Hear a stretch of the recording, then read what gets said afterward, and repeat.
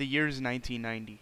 The current governor of Michigan is James Blanchard, a member of the Democratic Party. He's in a gubernatorial race as the incumbent against the Republican John Engler.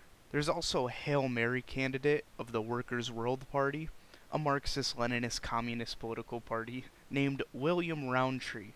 By all polls, predictions, common sentiment, and rationale, the winner of this election will be James Blanchard. This should be an easy win for the Democrats.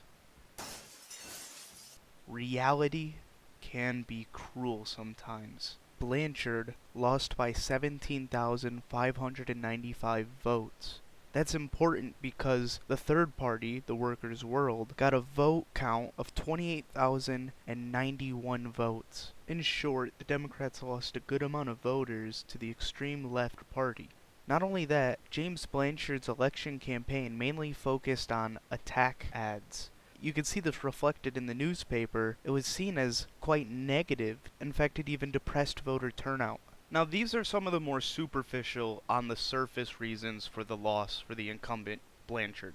If you want to go in depth on the exact reasons why, there was an overconfidence in the polls. The way the polls worked is they use registered voter numbers rather than using predicted turnout. So you, of course, would get a massive overestimation of who's voting for who based on that.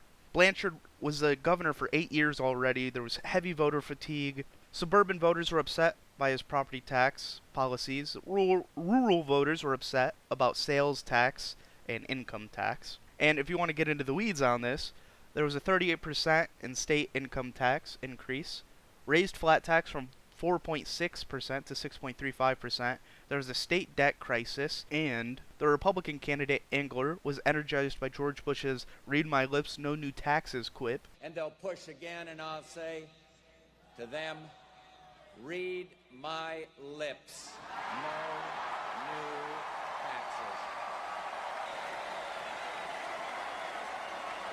Overall, this election of 1990 for the gubernatorial race was either a miracle if you're a Republican, or an absolute disaster if you're a Democrat. You could just simply like history, or political history, or learning about elections.